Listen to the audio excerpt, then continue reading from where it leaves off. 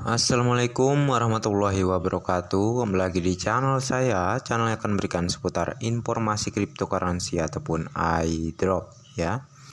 Jadi seperti biasa di sini saya akan mengabarkan beberapa informasi penting mengenai Pi Network ya. Tentunya jangan di skip, tonton sampai selesai agar kalian tidak gagal paham, oke? Dan sebelum melanjutkan, seperti biasa bagi yang belum like dan subscribe, silahkan diklik dulu. Dan jangan lupa juga aktifkan notifikasi loncengnya, agar setiap saya mengupload video terbaru tentunya kalianlah yang akan lebih awal menerima notifikasi dari setiap video-video saya, oke? Dan oke, kita langsung saja menuju ke informasi di sini ya. Yang mana jikalau ya, sewaktu kalian mengakses PCNMAL tuh lagi dalam keadaan error ya, seperti tampilan di layar ini ya. PCNMAL lagi dalam keadaan PCNMAL website status history ya, lagi dalam statusnya down bagi semua orang, bukan cuma kita yang ada di Indonesia ya. Saat ini website PCNMAL sedang down, oke? Dan dari ini ya kita harap bersabar ya, karena ini akan ada pemulihan server ya, yang mana akan menjadikan lebih baik lagi untuk website PCNMAL ini ataupun marketplace PCNMAL ini ya. Ya wajar-wajar sajalah ya, marketplace PCM ini bisa error dikarenakan banyak sekali para pioneers ataupun para vendor yang mendaftarkan barangnya, yang juga para pioneers di Indonesia ya, banyak sekali juga yang mendaftar di PCNMAL ini. Oleh karena itulah servernya menjadi error ya. Namun tenang ya, ini hanya memerlukan beberapa waktu saja untuk penyelesaiannya hingga kembali ke server yang normal lagi gitu ya, ke sistem yang normal lagi maksud saya, oke? Dan di sini ya ada beberapa pihak terkemuka di Indonesia yang mana juga sebagai penambang Pi Network. Seperti kalian lihat ya, dari pihak Bank BRI ya juga ada tuh. Pihak Bank Mandiri juga sebagai penambang. Bank MNC ya juga ada. Dan CS Gojek juga ada ya, CS Indosat Center, CS Pencarian BLT, CS Pengaduan COVID, dan CS Pengaduan PLN, CS Telkomsel, dan CS Pipo B ya. Jadi orang-orang terkemuka ini ternyata ya, saat nomornya itu ditambahkan ke lingkaran Pi ya, lingkaran menambah ke lingkaran untuk keamanan di aplikasi CoinPi ya, ternyata mereka ini juga ketahuan aktif sebagai penambang CoinPi juga gitu ya. Jadi jelas ya, Pi Network di Indonesia juga sangat dihargai oleh orang-orang terkemuka, dan tentunya saya yakin yang suka nyinyir dan membuli ini orang-orang awam ini ya. Jadi ya akan lebih baik ya, jangan terlalu egois jadi orang. Belajarlah yang secara baiknya aja gitu ya, nggak usah asal nyinyir, kan nggak sepantasnya kepada sesama gitu ya. Suka menyinyiri, suka membuli, ya terserah lah ya, orang mau kerjaannya apa, sedangkan kerjaan orang itu juga nggak mengganggu kehidupan Anda gitu ya. Ngapain Anda suka menyinyiri orang lain sedangkan orang tersebut tidak pernah mengganggu pekerjaan ataupun kehidupan Anda sendiri ya. Jadi ya secara baiknya aja lah ya, oke?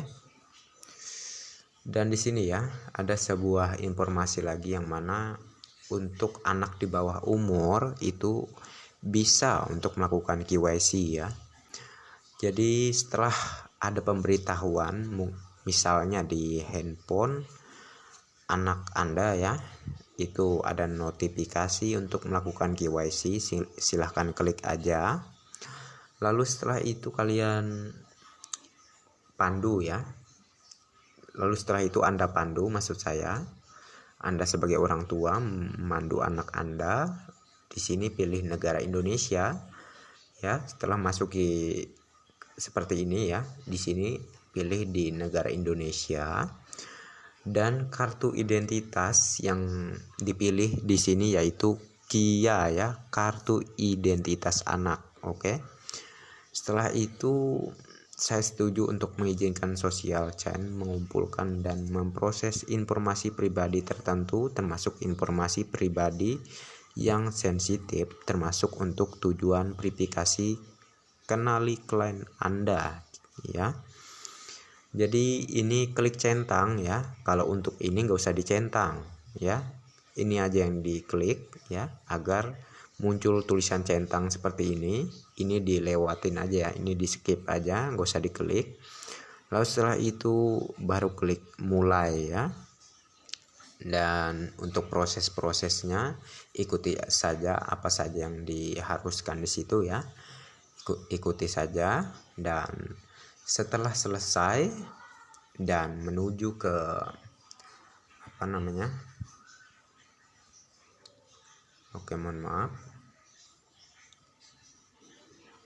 setelah berhasil ya, maksud saya, dan disuruh untuk menjadi vendor ya, sebagai Anda orang tuanya, silahkan ya menggunakan